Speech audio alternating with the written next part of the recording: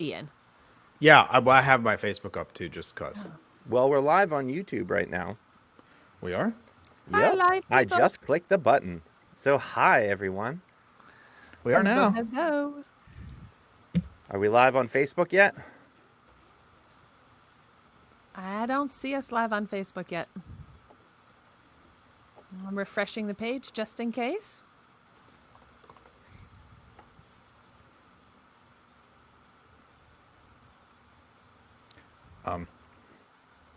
Arvin's on. Hi, Arvin. Hooray! Yay.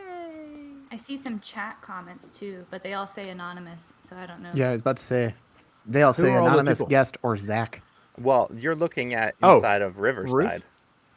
Oh yeah, maybe Yeah, that's Ruth. Ruth. Did Ruth tell us to break a leg? Thanks, Ruth. And That's very Marvelous, violent of you. Is that Marvelous? Is that also from Ruth, or is that from who else? Mark. Oh yeah, Mark is coming in on the incoming calls on Riverside. How wonderful! I don't see Jeff yet. Well, no, I have to let them in because I'm in charge of this. And Facebook is still saying going, not is. Just FYI. We're gonna get there. This is our first time doing this, everyone. So thank you for tuning in and being patient as we figure out all of the technology. Ooh. Oh yeah, going live in 0000 is what I see. And I just saw a video will time in 9 minutes. I'm gonna hit go live. We're just gonna go for it. What do you think? I think so. That sounds I good. think that'll work. I think so. So yeah, so if anyone is actually listening to us, thank you. Thank you for your patience. And there's probably a little bit more dead air than usual as we're trying to figure this out. That's all right.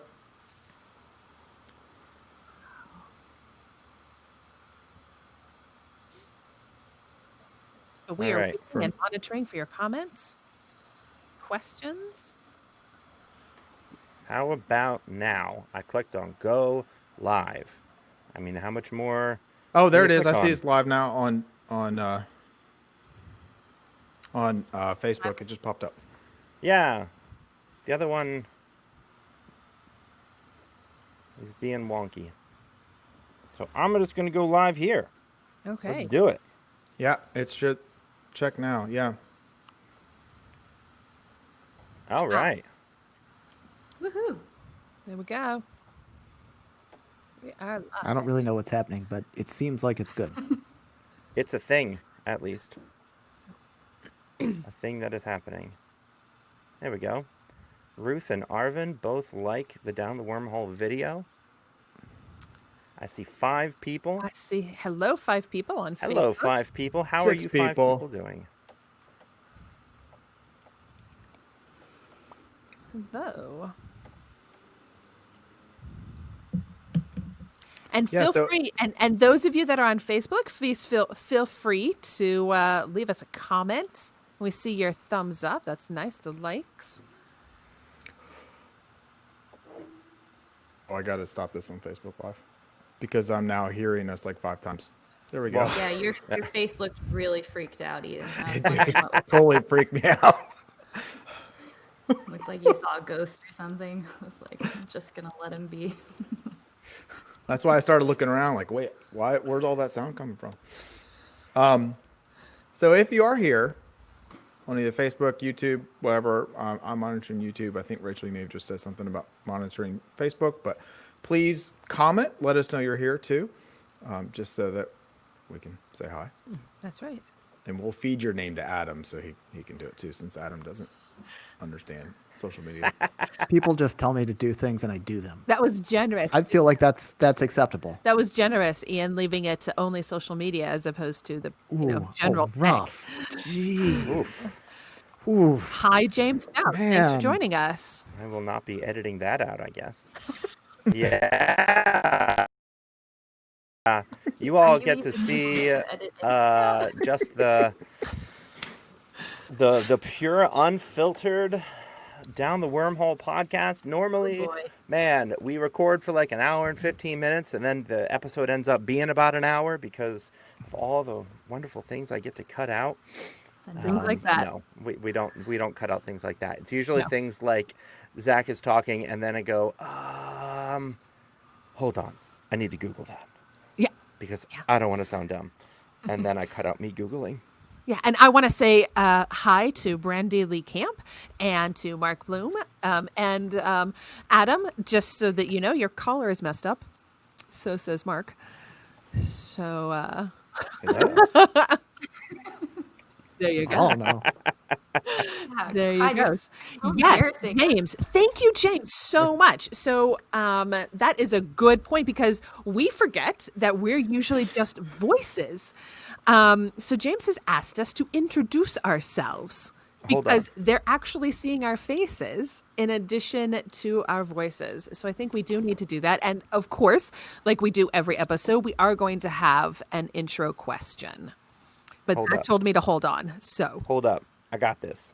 I just got a got text this. saying that Mark said he's in the waiting room, probably on purpose for now. You are listening to the Down the Wormhole podcast, exploring the strange and fascinating relationship between science and religion. This week, our hosts are Ian Benz, Associate Professor of Elementary Science Education at UNC Charlotte. And I just learned that I am a airbender. well, that's going to need a little bit more Even ask context. Ian. So our question our question Do is, we what need to was the start question over? again? That's not just a random fact. Okay. That you What's the question again? I forgot. Which bender are we based on the Avatar series? This is Last not the Avatar: The Last Airbender. The Avatar: The cartoon Last series from Airbender. This is not Nickelodeon that is now on Netflix. planet. So I just want to throw that out there. So I'm not some big tall blue person running all over the planet. Oh man! But which bender are we? And some of the other guests or some of the other hosts are big time Avatar: Last Airbender fans, and my son is too. And he told me that I am an airbender. Next. I am Rachel Jackson, rabbi at Agudas Israel in Hendersonville, North Carolina. And also thanks to my son who has watched every episode, but I have not seen a single one. I am also what was I? Oh, an airbender is what the quiz told me. And we'll put the quiz in our show notes. But people have told me on here that maybe I'm a firebender. So People meaning me. I think you're a good firebender, not one of the evil imperial ones. But that's a Thank different you. conversation. All right, for you go another ahead, day. Zach. I am Zach Jackson, UCC pastor in Reading, Pennsylvania, and I have something stuck in my eye. But I would be an earthbender. My roommate and I in college watched this whole show when it was on TV, and I always loved earthbenders, especially Toph and the whole metal bending thing. My name is Adam Pryor. I work at Bethany College in Lindsborg, Kansas. I am, according to the quiz, a waterbender. And I will say, if you start watching this show, you better dedicate some time because you're going to get yourself sucked in. A lot of late nights lately. I'm Kendra Holtmore. I'm a PhD student at Boston University, and when I first started watching Avatar: The Last Airbender, I thought that I was a firebender, but the second and third time that I watched it, and just the development of my life, I've learned that I think I'm more of a waterbender. But it's also important to note that the quiz Rachel just told us to take, or the few of us that took it before we started this conversation, I learned that I might actually be the Avatar because that's what the quiz told me. So no big deal, but that's the thing now. So I told her she's got to paint a blue thing on her head, right? Blue arrow? Because you're the Avatar now? Okay. All right. I'm so glad that we finally found you. There's a lot going on in the world right now. We could have used your help a while ago, but you know what? Better Really late than fallen never. down on the job already. So this episode is a super special episode we've been planning for a little while. We are celebrating our first anniversary, podcast anniversary. I don't remember how I put it in the thing, but we started on August 7th, I think, of last year. Yep. We actually started conversations about starting this podcast in May of last year, on the last day of our Cyanide Synapse Fellowship, and at a sports bar that was playing 90s rock way too loud with a bunch of bros yelling at a dartboard. Yep. We talked about doing a podcast to continue the work that we'd done through the fellowship, because we weren't done. We had more we wanted to talk about. By we, I mean me and Ian and Rachel, and a number of our other friends. We then asked Kendra and Adam if they would join, because we did some podcasting through the fellowship with them, and had some really good chemistry, and had a lot of fun. If you check out the Cyanide and Synapses fellowship website, there's some content up there that we created back then. You can hear us before we were famous, which, if you're listening now, you're also listening to us before we were famous. Hey, It's like, when did What? we learned that you have your own doodle face picture thingy. Would that be an avatar What are you talking about? on his website? That is not. Ian, you're killing me with no context today. You have your own doodle face. Thank you. Yeah, and before you answer that, just want to say out loud hello to Christy and Kareen and Daniel and Steven. Welcome. So if it were just me making a podcast, I would have started recording in May, and then I probably would have run out of steam by June. So I am really thankful for this group of people who have a lot more organizational skills and stick-to-itiveness, and actually made this thing happen.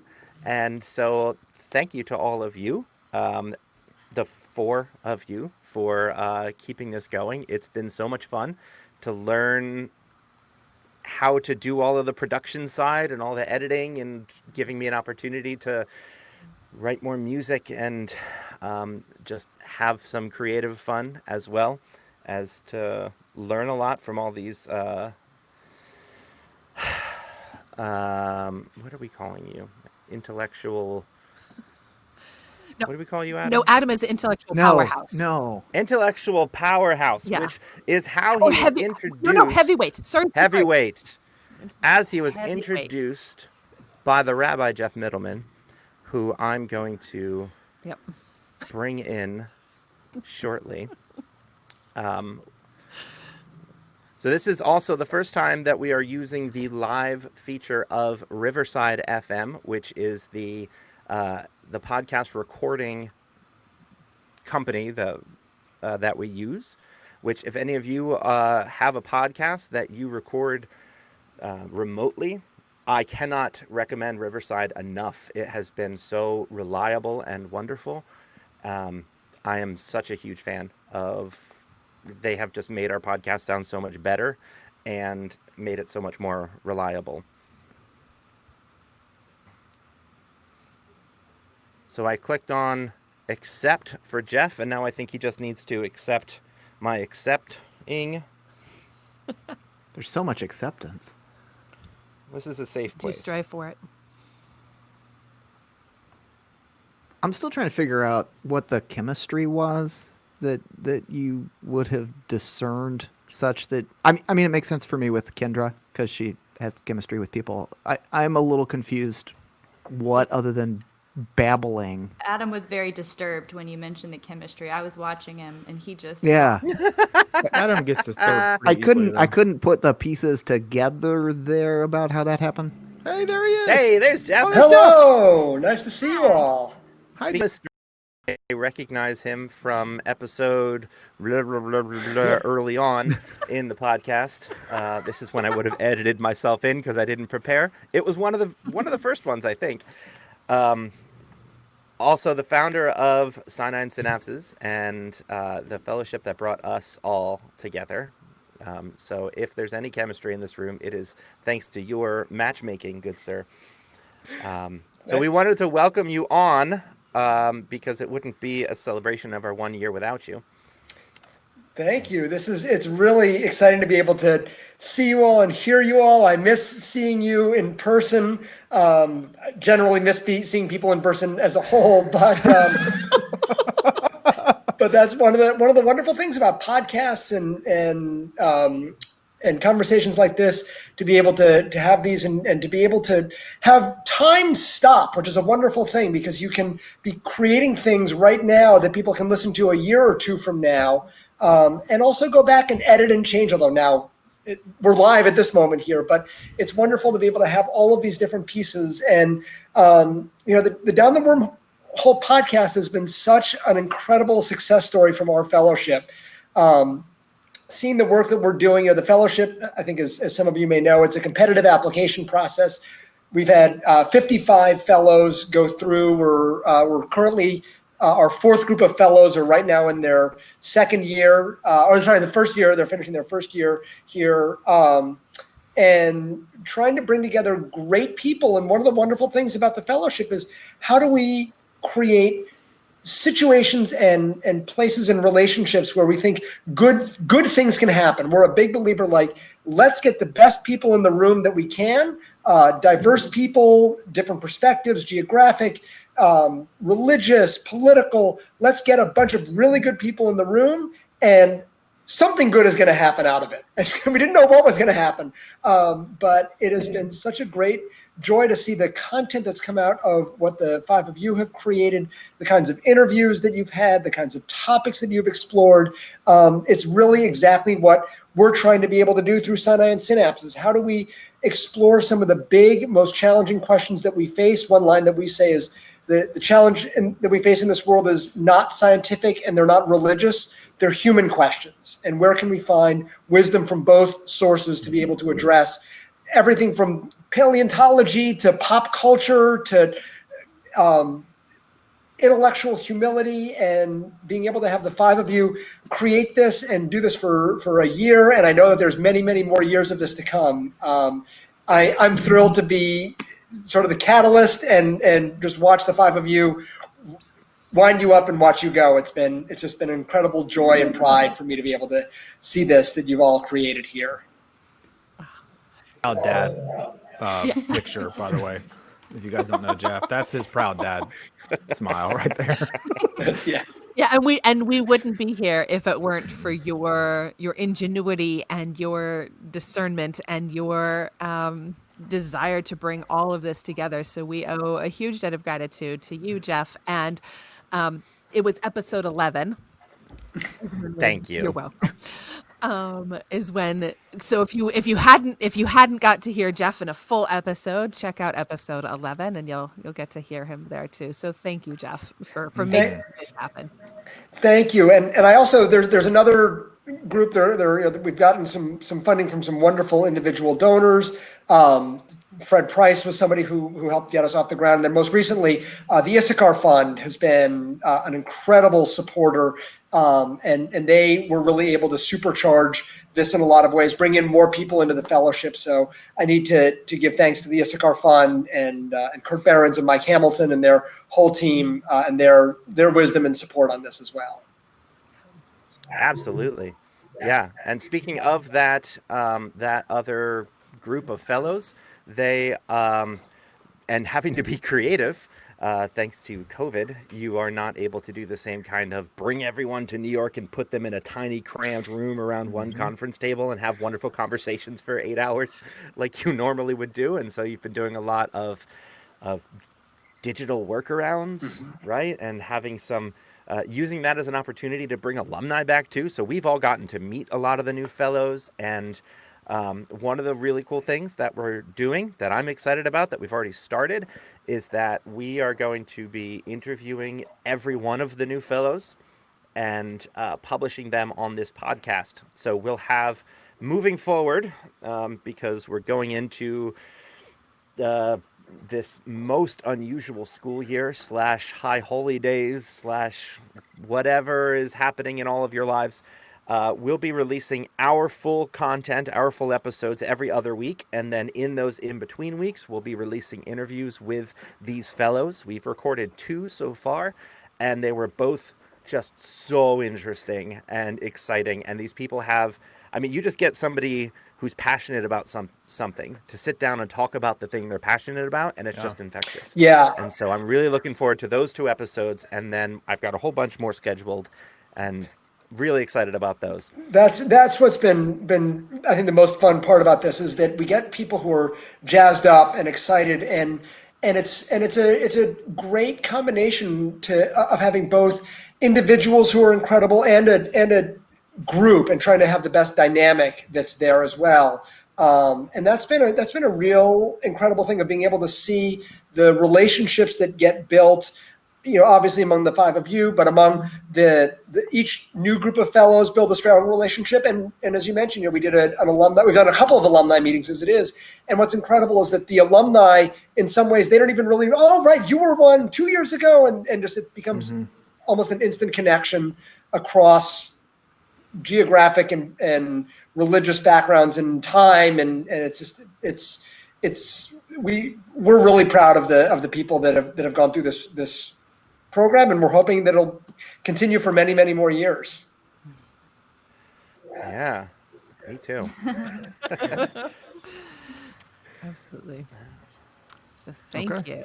All right. Yeah. Well, one of the things that we want to do is this is going to be a listener-driven episode, and we wanted to make sure that, Jeff, you were first on here, that we got to talk to you and hear a little bit about some of the things you're excited about.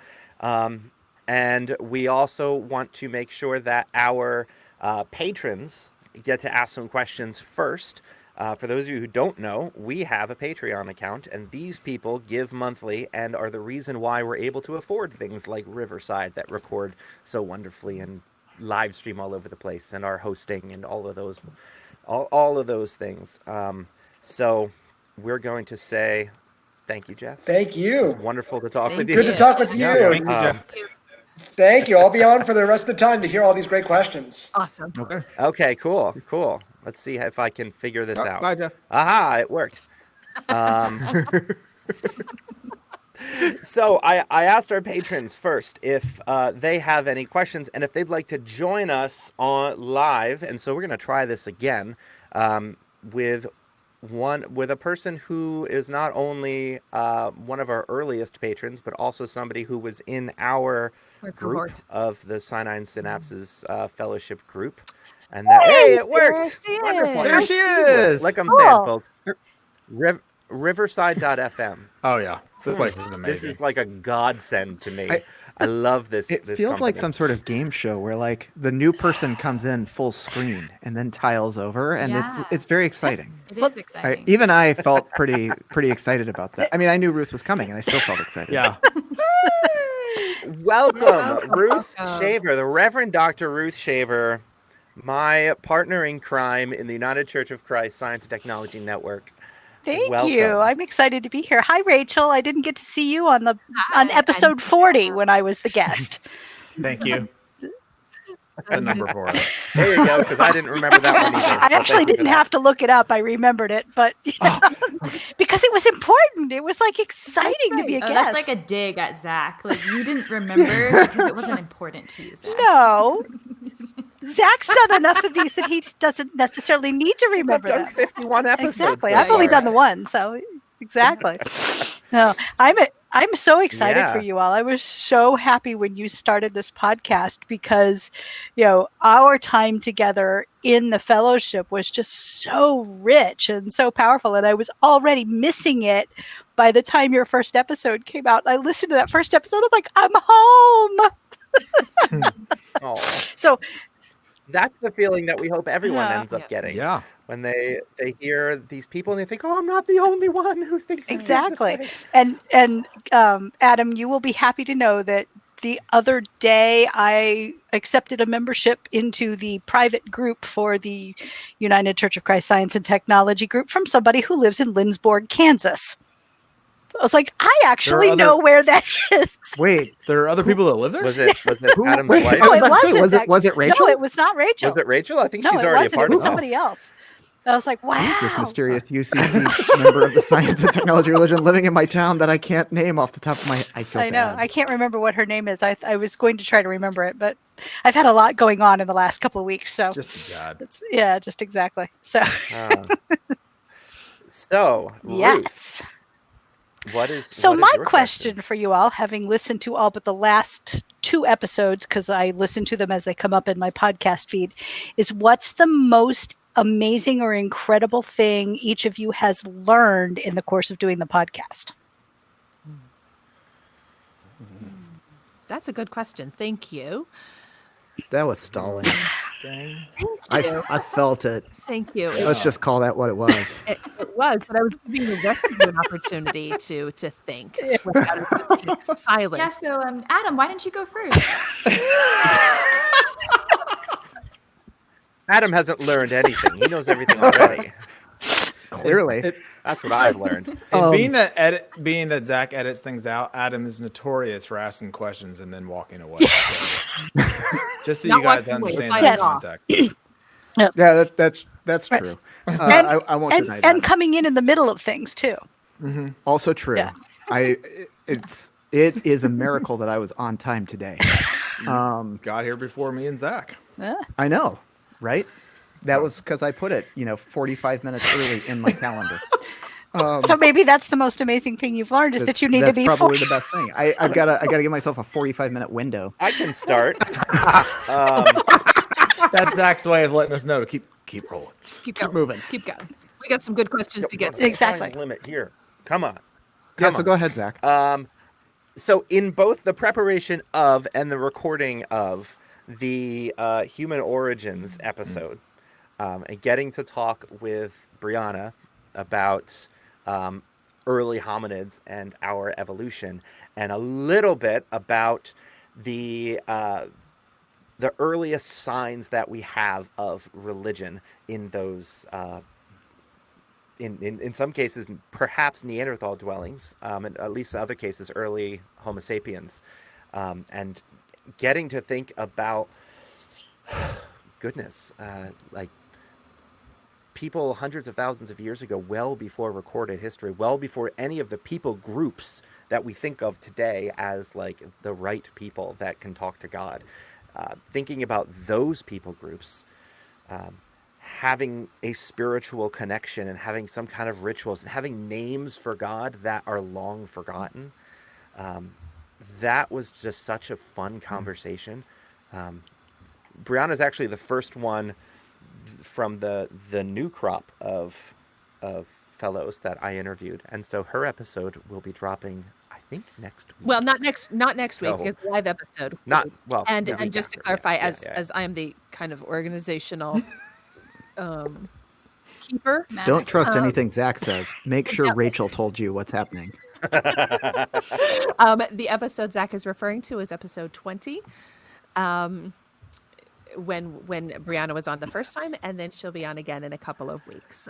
As Big questions, tiny bones, That's right? right. Is that the That's name of right. it? So keep that in mind.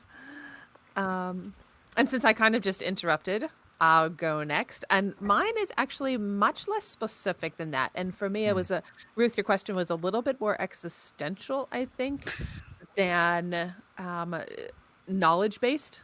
As far as I heard it. And it was what I have learned most is really about myself, and that,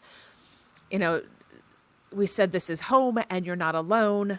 Knowing, really just getting comfortable in what I like and sharing that with other people, and not being afraid or worried or judged, or all those voices that some of us have in our heads of how is this going to come across. And just being like, yeah, I love dinosaurs. I'm not a paleontologist.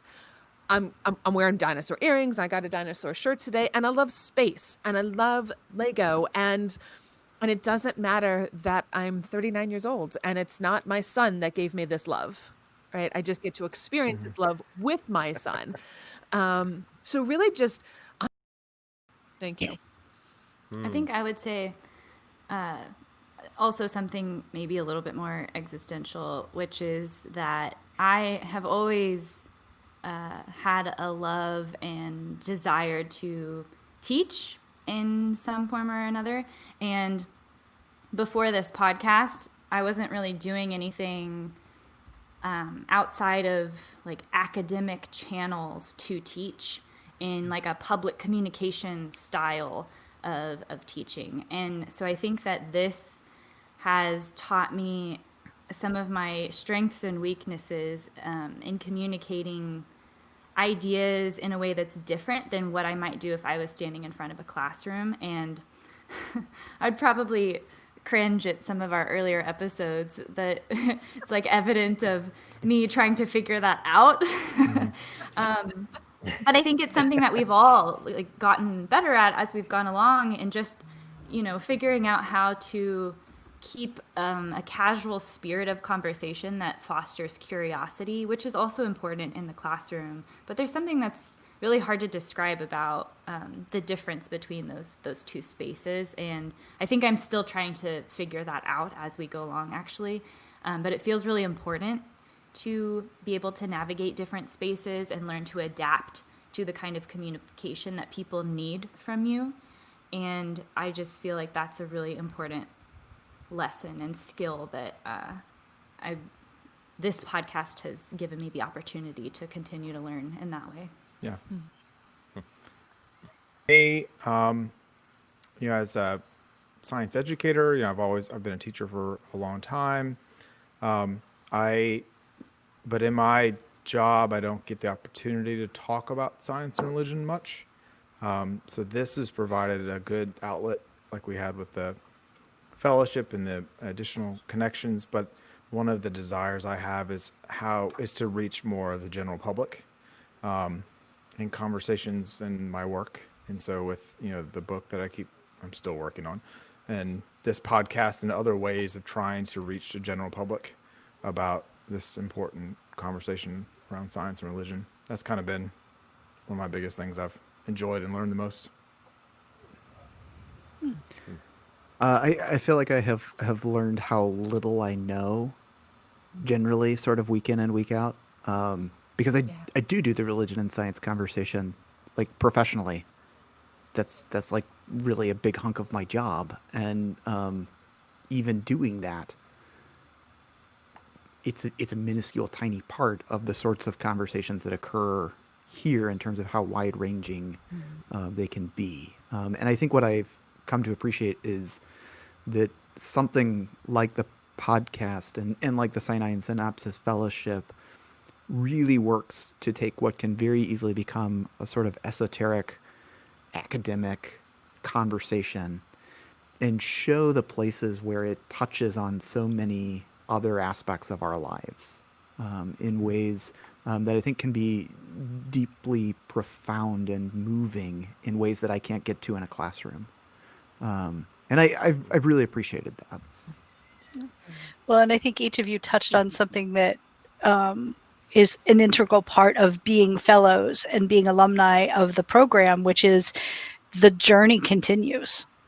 And we've learned from those who came before us, and we will keep learning as our group and learn with those who are following after us, because I think Jeff did such a great job of bringing people together who have a lifelong passion for learning, intellectually, existentially, and so many different layers. And it's wonderful. And you all teach me something every week, whether it's about yourselves or about a topic that, I didn't think I was interested in, or, something that I'm deeply interested in, like dinosaurs. So thank you for that. Yeah. Well, thank you, Yep, Ruth. thanks, Ruth. Thank you for your question and You for are your very continued welcome. support, both monetarily on Patreon and your constant cheerleading You and got emotional it. support as well. Absolutely. And now you can make me disappear for the next All question. right. And the magic. Yeah, magic. Watch Oh, this. magic. And she's gone. That Right? is kind of cool. Because the next question is coming from another patron who is a current fellow from Sinai and Synapses. We're getting, I think our pool of patrons is weighted in that direction. Which, by the way, you can find us at patreon.com/downthewormhole podcast. That's patreon.com/downthewormhole podcast. Because if you go to patreon.com/downthewormhole, you'll go to Not a fish store. To not us. Oh, They have a channel where they have fish, and then you can subscribe and you can get the fish fed. That's not us. If you see fish, that's not us. We've gotten their messages before. We are a podcast. So our next question, I think, I'm is going there right now. is less of a feel good easy softball question. I'm wondering if Mark, you want to come on and ask it in there person. he is. Hey, there you are. I'm there. Mark All right. Bloom. How are you all doing? Good to see you guys. Good to see you. Good. So I was talking to my Fabulous. bestie, that's Ian, this morning, and he told me that everyone was wearing T-shirts, which is why I said that Adam's collar was so messed up. I'm not gonna lie. I was like touching it continuously after that. I was like, I don't know. Maybe it is. I don't- So I love your guys too. I'm not as caught up as Ruth is because of the pandemic. I used to have an hour commute, and every Wednesday was down the wormhole day. And then now I'm a teacher and a parent and a scholar and a student, and it's been a little rougher. So I'm catching them as I can. But every episode has been fantastic. So when I was trying to, I jumped in late in this idea of coming up with a question for you guys, but I know one that often bubbles up in the conversation has to do with the way I was raised in a very conservative Christian evangelical environment. And when I think back on my religious upbringing, everything seems to center on miracles. It was virgin birth and walking on water and magnifying fish and loaves and rivers turning to blood and resurrection and all these things that are magical. And that was where like everything hinged on these things. And when I became a science major, there was a fear, this unweaving the rainbow thing, that you're going to start unweaving rainbows and pretty soon you're going to doubt everything in the Bible. And a great colleague and friend of mine that was a pastor, he's now an educator, he once said regarding that, the only thing that could cripple his faith was if somebody wheeled in the body of Jesus, because that would mean the resurrection didn't occur. And that caused me to start having a mental exercise in my head of this sort of dependence on supernatural, miraculous things that seems to be common, at least in the faith tradition that I was raised in. And so I thought it was a good opportunity to say, other Christian traditions, is that also as important? And what about other religious traditions that I'm not as aware of? So I don't know if you could speak to that, where it comes from, and is it common? Thanks for What, vetting nobody's these falling questions. with that one? Adam, Go, you Adam. looked like you were about to answer it Jeez, uncomfortably, holy and then smokes. just hold on. Let me pause. So I do think, right, like the role of miracles, particularly in American evangelical Christianity, is really specific. And I wouldn't limit it just to American evangelical Christianity, right? Like this, to my mind, is a big piece of what happens in philosophical discourse about religion, but let's just say really Christianity, after the Enlightenment in Europe, right? So this becomes a sort of critical place where those conversations occur. But I think what you see in a variety of religious traditions is a movement away from the centrality of miracles, especially in the 20th century. So your friend, right, who would only be concerned if they, wheeled the body of Jesus, right? Like he didn't even have to go quite as far as Rudolf Bultmann, right? Who's sort of famous for saying in the Christian tradition, dogs could have, dragged the bones of Jesus away and it wouldn't affect the faith. I mean, that's a pretty optimistic look, I think, sociologically. But the point was to say, right, that Christianity isn't a religion of miracles per se. That there's something else that goes on here in the nature of faith. I will say, for other religious traditions, like in here, I would defer to other folks in terms of how this works, but that is a way in which I think the religion and science conversation has been deeply shaped by Christianity. Because I don't know if that question resonates the same way in other religious traditions with the same sort of force. I think I could. Oh, go ahead, Kendra. No, good. Okay, I'll go. I was just going to say that one of the things that it makes me think of is this, and this might not be exactly what you're asking, but I'm thinking of the God of the gaps argument, and how people will talk about how like miracles aren't as central to religious traditions today.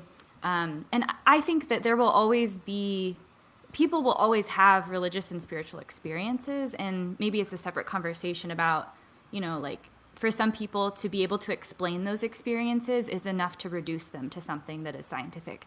And for other people, it doesn't matter. Like you can explain something, that doesn't make it any less meaningful or real for the person that's having the experience.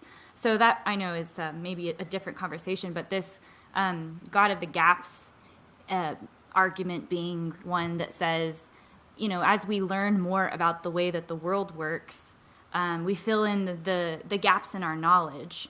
And this idea of like only being able to have faith in a God if there's something that we don't quite understand about God or religion or the world. But once we start to fill in our scientific knowledge, those gaps close. And so that God who ruled over the mysterious realm, that space also shrinks for that God to thrive in people's lives. And that is, that argument has been critiqued as one that's really like a superficial way to look at people who believe in God and have these like intimate relationships with supernatural deities. And I think that like there is something true about how our scientific knowledge grows over time, and we do learn more about the way that the world works, and that is exciting, and it leads to, you know, more discoveries, and it leads to changes and disturbances in religious institutions, and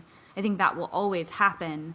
But I think that like for people who are religious, it often doesn't really matter if there is you know, it doesn't matter if there's more science that comes in to explain what's around them. People, that is not the only factor that affects whether or not someone will believe in God. And it's just so much more, I'm sure, as all of us know, there's so many factors playing into that, and it's really complicated. And even, I think most of the time, people live with really contradictory versions of themselves that are, you know, scientific and religious. I think that's maybe a large portion of people who would maybe be drawn to this podcast. And so, yeah, I think that's what comes up for me. I don't know if that's at all answering some of that question. That's nice. I wanted to answer the question, actually, and just before I answer the question, I just want to give a verbal shout out to possibly one of our youngest listeners, my nephew, Joshua. So hi, Joshua. He's not quite 6. So this might be a little bit above understanding, but there's a prayer book in Judaism, right? We've got lots of different prayer books, but the one that I use is called Mishkan Tefillah right now. It's the one I primarily use. And before we hit this like big part of our prayer, there's this quote which says, "Pray as if everything depended on God. Act as if everything depended on you."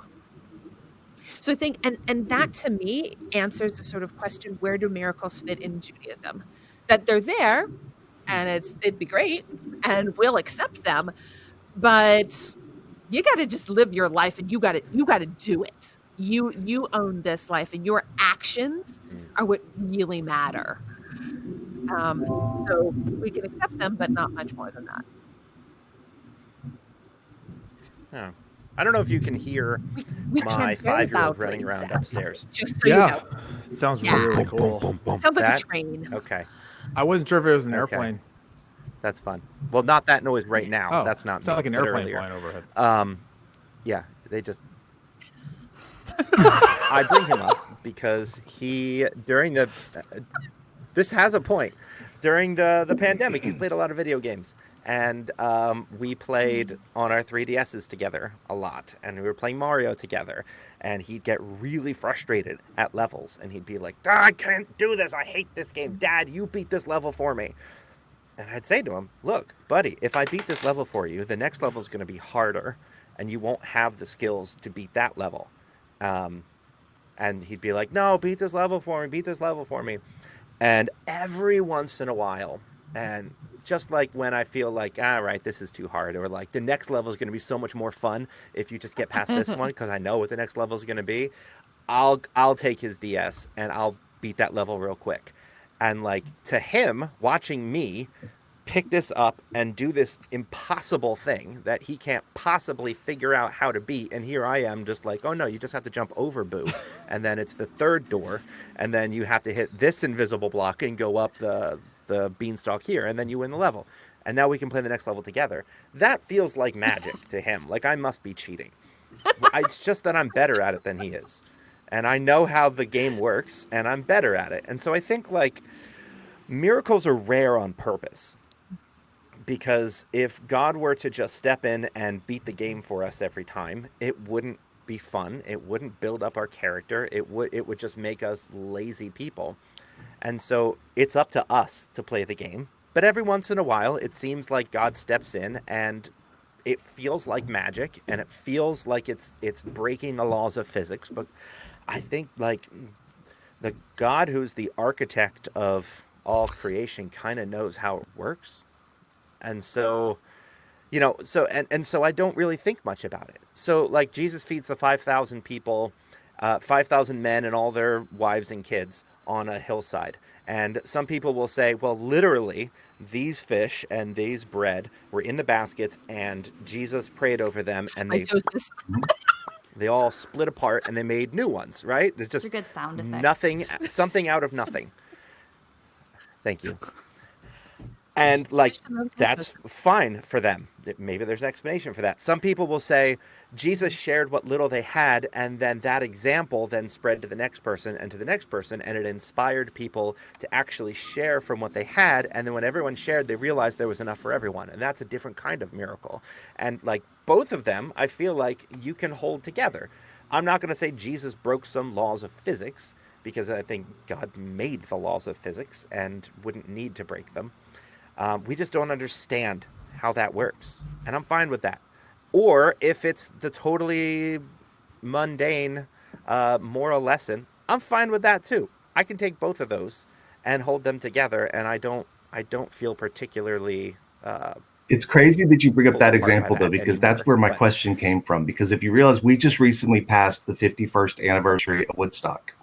And as a good parent, I was teaching my daughter what Woodstock was all about. And when I said that prior to the internet and prior to cell phones, they pulled together this concert and several 100,000 people descended upon a man's farm and they survived for 3 days. And I thought, that's miraculous in a lot of ways. That's really amazing. But it was the same kind of thing you're describing. I compared it to the feeding of the 5,000. Yeah. Yeah, so I don't think supernatural needs to mean like, well, okay. I don't think anything needs to be supernatural. I think it can just be super, and it's natural, right? Super duper natural. How about that? And I think that also answered a question from one of our other patrons, Jeff. Jeff Wirt. Thanks, Mark. Thank you, Mark. Who also asked the same question. So I think several of our patrons were thinking the same thing. Let me see.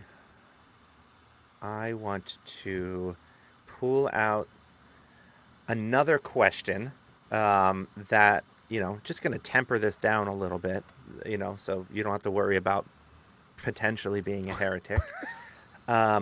This one comes from Micah Ackley, who asks, do you think alternate versions of ourselves exist in other worlds? And if we did meet the alternate self, would we, like Back to the Future theorizes, implode both of ourselves?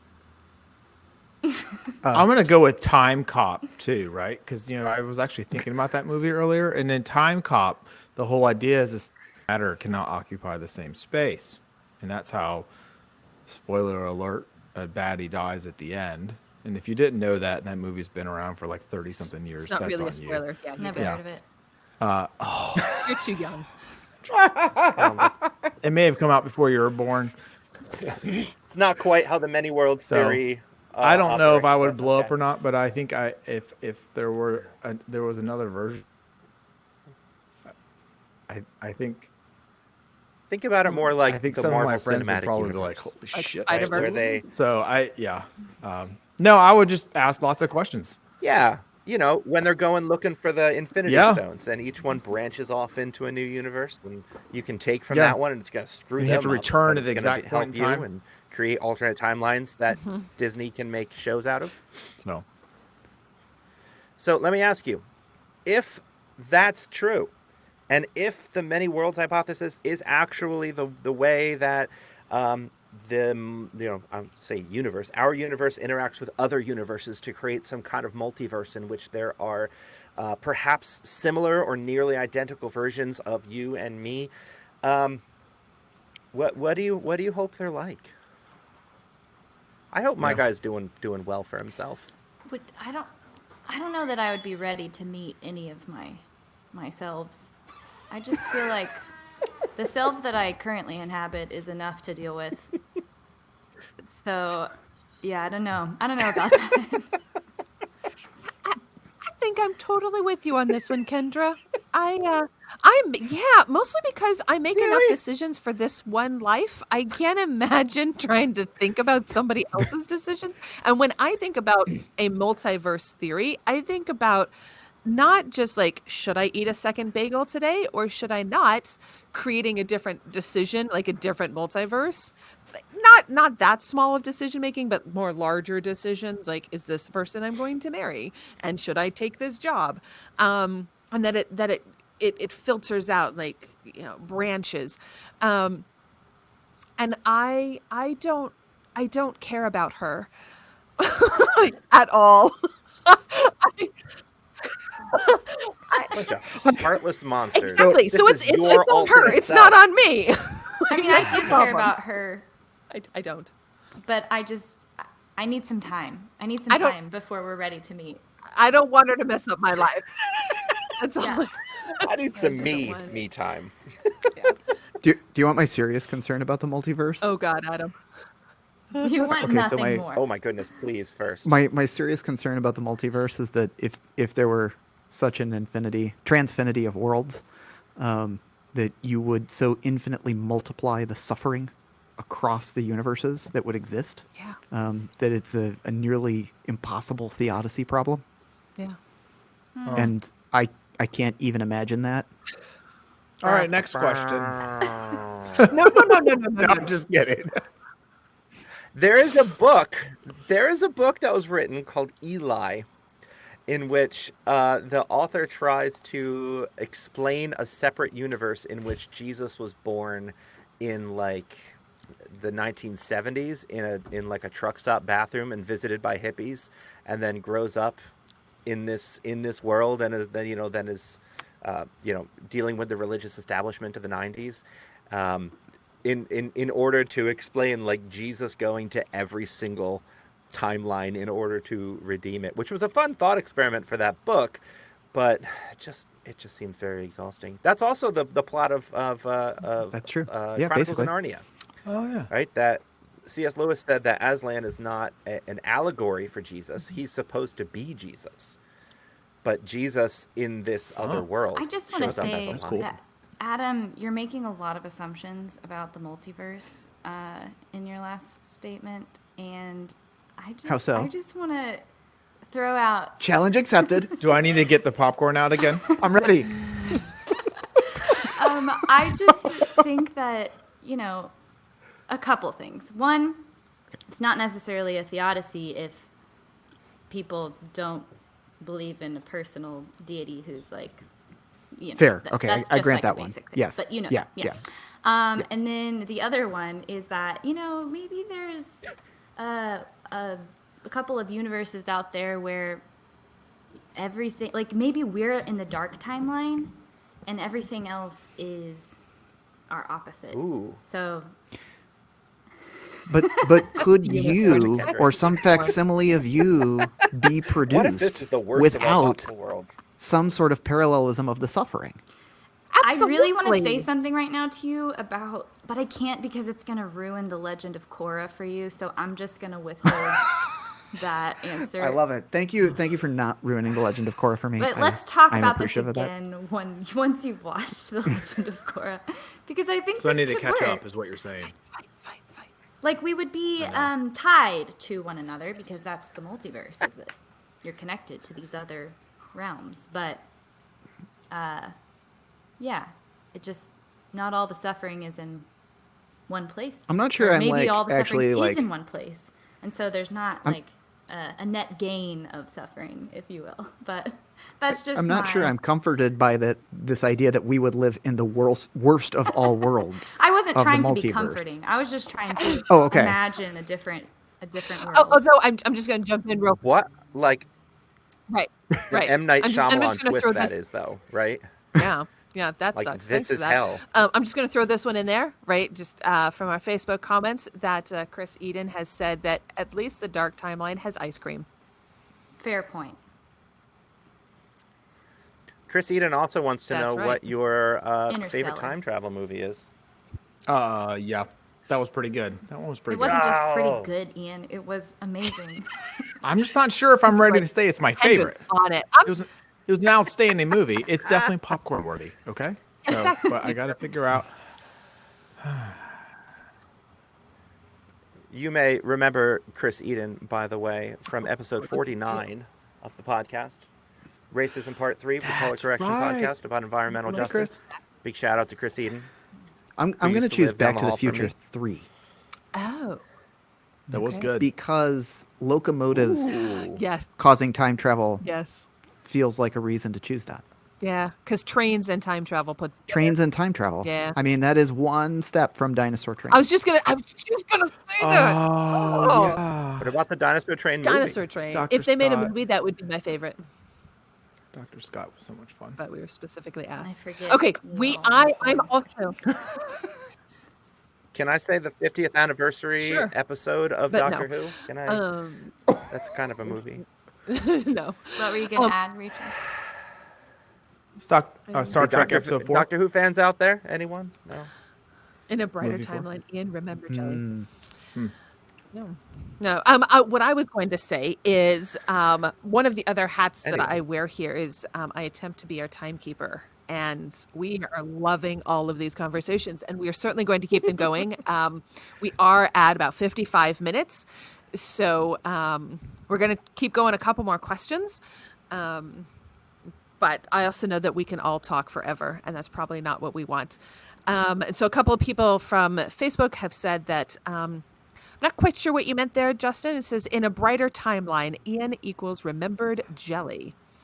So Any F3 guy That out one- there is going to get that one. that's for you. And Crean has said that Star Trek Next Gen is the hundreds of enterprises converging in one timeline. And yes, that is a great Star Trek episode. That is a good episode. Both she and I are, I don't know if she'd go as far as Trekkies as I am, but definitely a love of ours, both of ours. No. Are those the don't footsteps hear that those. you were We hearing don't hear. before? No. Yeah. Okay, wonderful. Yeah. Because I'm in a soundproof booth that I built. Yeah. It could be me. They're it's literally not building a entirely wall outside of soundproof. my office. It not could be. I toddler. mean, have World of Charlie feel Brooms? It is containing the brooms presently. Okay. I really Yes. wish you had Okay. one of those to show. Oh, I'll be back. Okay, be back while Zach gets us our next question. And before that, I just want to read off Being one the thing from a good friend of mine, real quick. Was we were asked about merch, right? Yes. And when are we going to get merch? And we need to call this one out because she told me ahead Ah. of time too. Yeah. Specifically, want something with Ezekiel 23, verse 20 to 21 on it, please. And that's for you, Kendra. Thank you. All for you. Go And read it. if you're of not life. quite sure, if you're not quite sure where that is coming from, a few episodes ago, we asked the question, "What is your favorite Bible verse?" And that was episode 47. So feel free to listen to that one to understand why Ezekiel is hilarious. And very serious. And before the brooms, Adam, and very very quickly, Adam. Yes. yeah. Would you like to show us why you're holding so many brooms? Oh, sure. So I brought a variety of brooms today, just in case. Over the past 2 weeks, I have been moving them out of a house where we had been previously making traditional Swedish crafts, slöjd, if you will, one of which was the I will. art of broom making. All of these are for sale. There were over 1,000 brooms in the house. Are Our you broom maker was getting prodigious. into witchcraft, Adam? Is that what this is about? We do have a course this semester on witches and witchcraft as an ID course, Interesting. taught by Mary Beth Harris and Armena Do Fox. you get a I broom am if hoping. you sign up? Because Well, I'm interested. we are suggesting that they Everybody use gets a brooms broom. as part of the Like a course. how-to. That would be fun. You know, for tiny people, I guess. But yes, a variety of brooms that you can have. Yeah, tell us So fast. what's the why of the So this was brooms? a project of Swedish crafts. It was a federal work study project that students could learn to make brooms. We had a broom maker on campus. They made Ergo 1,000 many brooms. Awesome. That's That is literally the whole. Well, and as we were looking That's the for whole space story. to hope, Lots of like how students this semester, because we've been very lucky, and a lot of students have returned to campus, and we are doing all the things to try and be as safe as possible. One of the things that I was doing, as per my first administrative job, was to clear out the house of the brooms, and to help with that process. So yeah. It's very good. Yeah. To move I brooms. yes, This is I went totally into why that you being went in into order academia, to isn't it? sweep. All right, Zach. All right, one final question, which comes from Bruce May, who is a member of my congregation and an avid listener of the podcast, somebody who listens to each episode and then calls me or sends me an email or a text message about that episode with follow-up Commitment. questions. One of the most wonderfully engaged people that I know, just in general. He says, we see a slow decline of interest in traditional religion and the rise of interest in spirituality. There is some evidence that this shift may be more common in the better educated. Is it conceivable that more of these people see their understanding of spirituality more consistent with science, while some traditional religions find their Inconceivable. beliefs threatened by So, it? yeah, when I saw this one earlier, I was really starting to think a little more about it, especially some of the things I've read from different theologians and scholars in this area. And I feel like some of the things I've read about religion and spirituality that, some of the arguments that I kind of agree with a little bit is that religion may be more perceived as constricting, I guess you could say, whereas spirituality may not be. I'm not doing the best job of explaining it, but I see that argument of people viewing religion as, whatever religion you ascribe to, that there's certain norms you have to follow or something like that. And if you get out of those norms, you're not part of that group anymore. Whereas spirituality doesn't have those walls. They're not, doesn't feel as confining. And that's something that even for my own personal journey, I'm thinking more and more about, while I still identify as Episcopalian, that, that's my home church. But I like reading and learning and reflecting on things that I feel like are bigger than that, if that makes sense.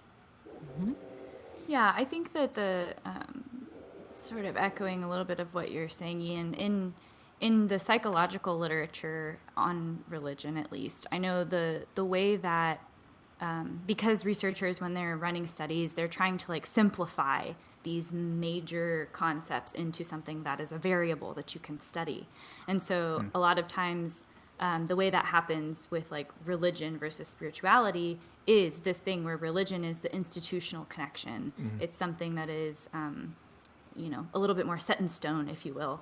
And spirituality is something that's a little bit more personalized or individual. It may refer more to your emotions and like personal religious experiences, but they're connected to one another. And I think that, so like to the question, which is about like, do people who see themselves as spiritual but not religious, do they see themselves as being maybe more consistent with science where traditional religions feel threatened?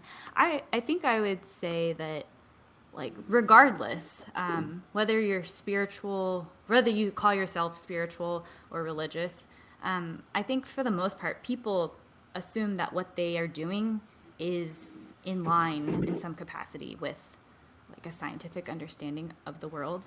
And I think that it's not, I wouldn't say that that's the biggest difference between those identifiers, although I see the intuitiveness of, looking at people who identify more as spiritual and associating that with this like individuality and, maybe like critical thinking or something, whatever it is, that maybe those people are more scientific. And while in some cases, like, we could figure out a way to say that that's maybe an accurate representation of what's going on, I think more often it's that, people who are like traditionally religious also like have scientific ways of seeing the world. And it's hard to say, like, I don't really think that it's fair to say that one or the other is more or less scientific, because a lot of people who are like individual, like spiritual but not religious thinkers can also have some really wildly unscientific ideas. I think it has more to do with the other factors weighing on your education and how you grew up. And I think that the spiritual religious distinction is more about how, what I described before about, at least in the psychological literature, which I think is a really helpful way to think about it colloquially, being, are you tied to an institutional religious community, or do you just sort of like pick and choose and draw different things that, feel good to who you are as an individual? So that's what it seems like to me.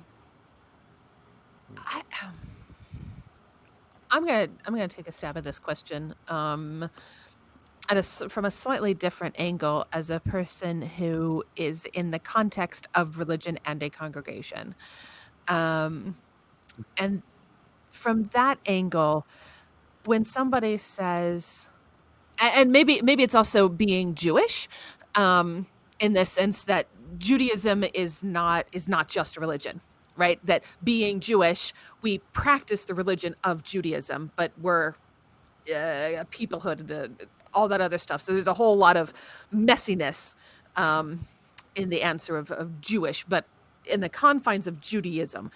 If someone says, I belong here and I come to this, but I don't feel spiritual, right? The services aren't spiritual to me. And my reaction is, well, can you define spirituality, or are you just saying this isn't what you want? Right. So to identify, how are we really making those differentiation between religion and spirituality? And one can be both and. And the other question that I would have is, why can't, or why put so much pressure on a religion to be all?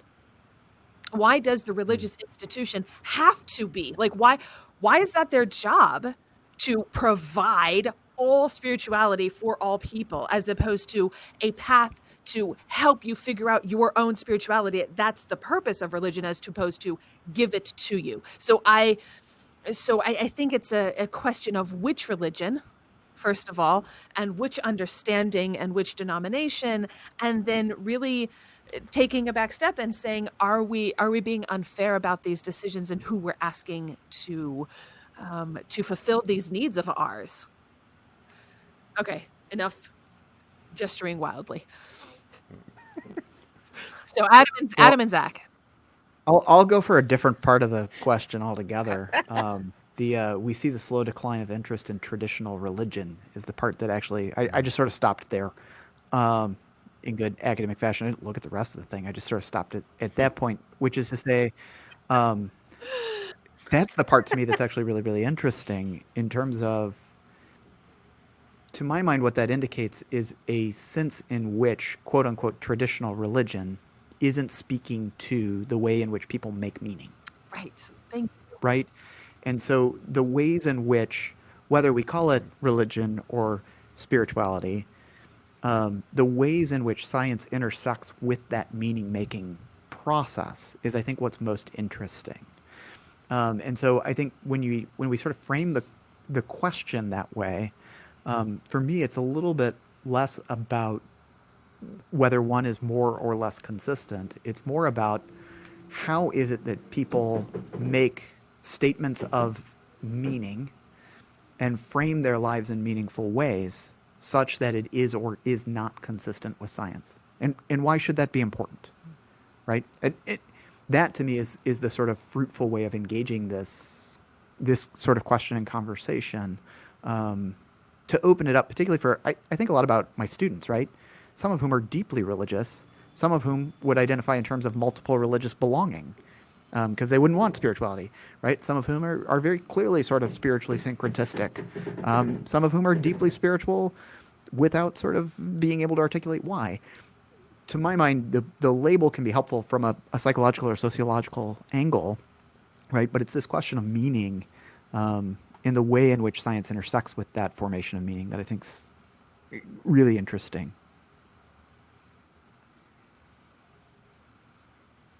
So I think look at the numbers. Where is religious involvement or religious self-identified religious belonging declining? And this is a question coming from the United States. Presumably, it's a feeling about what's happening in the United States.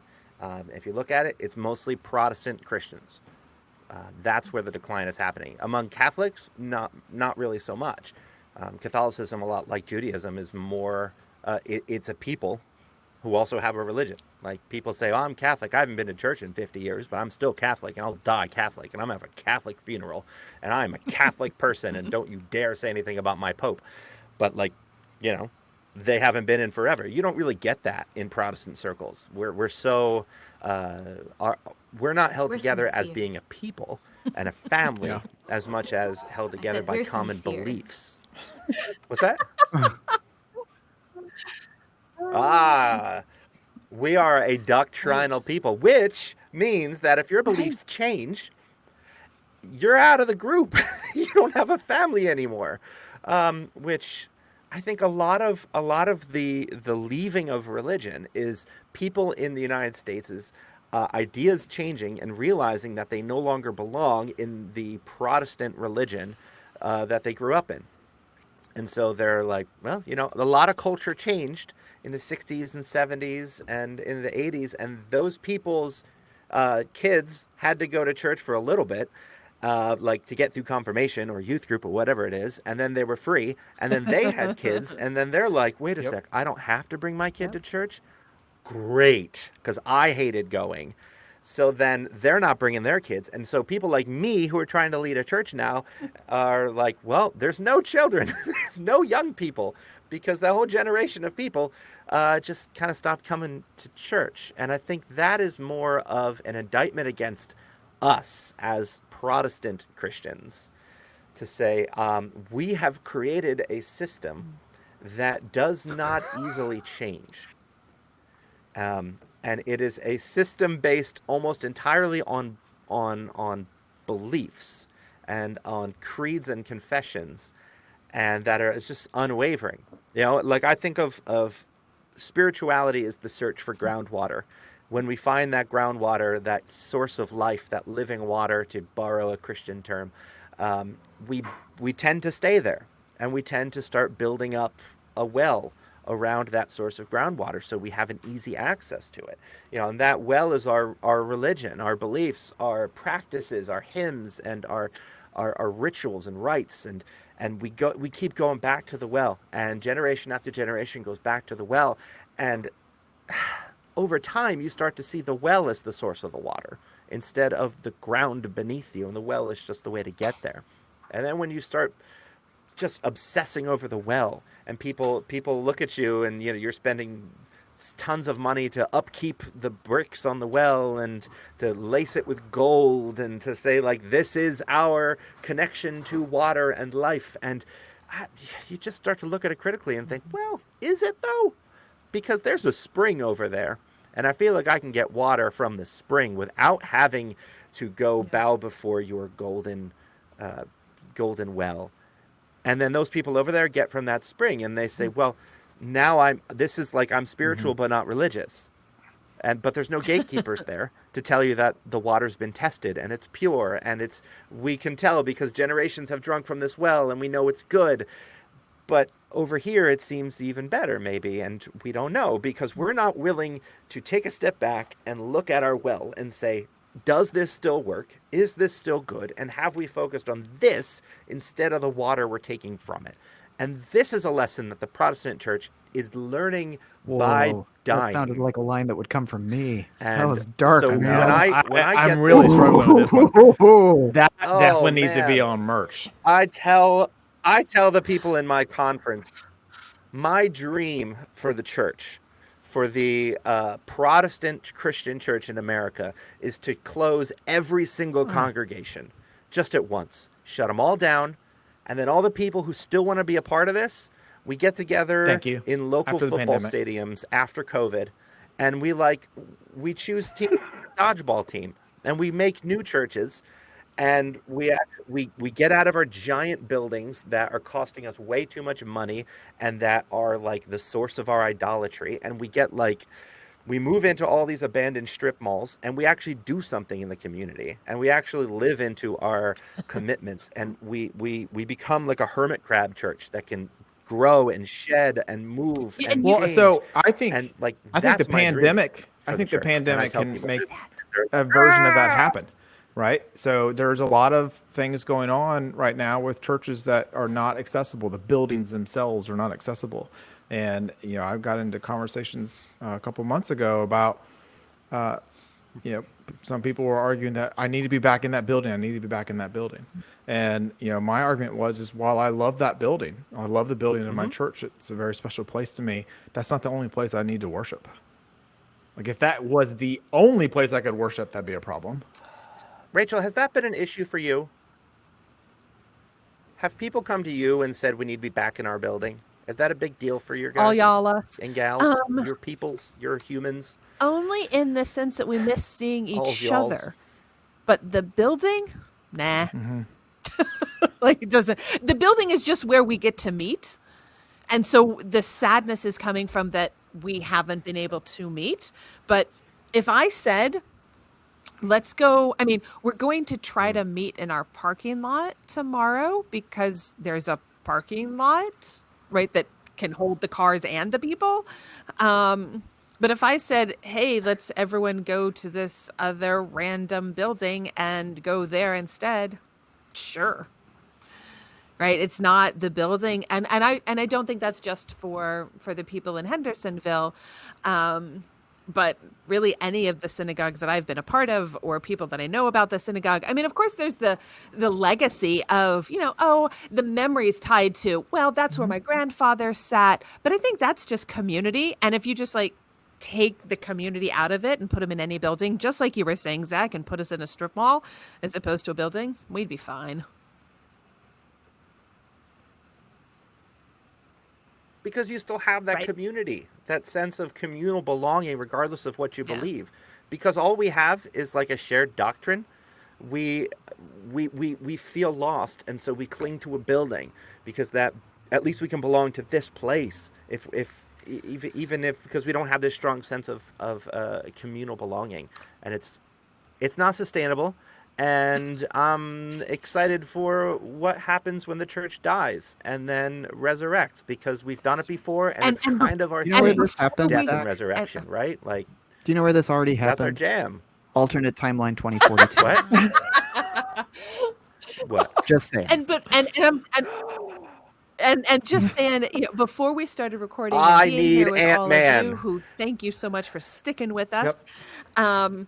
is that we were, or at least a couple of us were talking about, the nebulas, and it's the death of stars, right? That everything dies, including stars. So perhaps it's just, there you go. Beautiful, Zach. Thank you for that map.